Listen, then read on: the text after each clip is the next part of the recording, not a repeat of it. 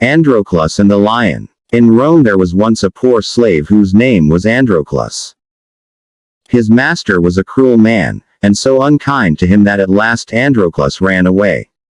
He hid himself in a wild wood for many days, but there was no food to be found, and he grew so weak and sick that he thought he should die. So one day he crept into a cave and lay down, and soon he was fast asleep. After a while a great noise woke him up. A lion had come into the cave, and was roaring loudly. Androclus was very much afraid, for he felt sure that the beast would kill him. Soon, however, he saw that the lion was not angry, but that he limped as though his foot hurt him. Then Androclus grew so bold that he took hold of the lion's lame paw to see what was the matter. The lion stood quite still, and rubbed his head against the man's shoulder. He seemed to say, "I know that you will help me." Quote. Androclus lifted the paw from the ground, and saw that it was a long, sharp thorn which hurt the lion so much. He took the end of the thorn in his fingers, then he gave a strong, quick pull, and out it came. The lion was full of joy. He jumped about like a dog, and licked the hands and feet of his new friend.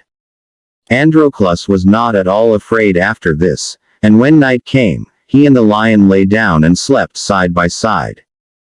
For a long time, the lion brought food to Androclus every day, and the two became such good friends, that Androclus found his new life a very happy one. One day some soldiers who were passing through the wood found Androclus in the cave. They knew who he was, and so took him back to Rome. It was the law at that time that every slave who ran away from his master should be made to fight a hungry lion. So a fierce lion was shut up for a while without food, and a time was set for the fight. When the day came, thousands of people crowded to see the sport. They went to such places at that time very much as people nowadays go to see a circus show or game of baseball. The door opened, and poor Androclus was brought in. He was almost dead with fear, for the roars of the lion could already be heard. He looked up, and saw that there was no pity in the thousands of faces around him. Then the hungry lion rushed in. With a single bound he reached the poor slave. Androclus gave a great cry, not of fear, but of gladness. It was his old friend, the lion of the cave. The people, who had expected to see the man killed by the lion, were filled with wonder. They saw Androclus put his arms around the lion's neck.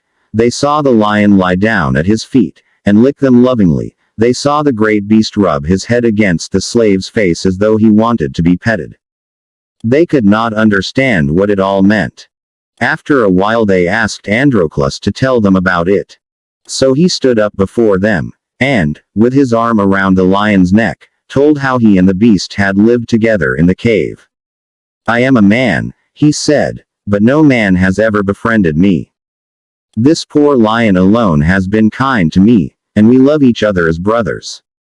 Quote. The people were not so bad that they could be cruel to the poor slave now. "Live and be free," they cried. "Live and be free." Others cried, "Let the lion go free too. Give both of them their liberty." And so Androclus was set free, and the lion was given to him for his own. And they lived together in Rome for many years.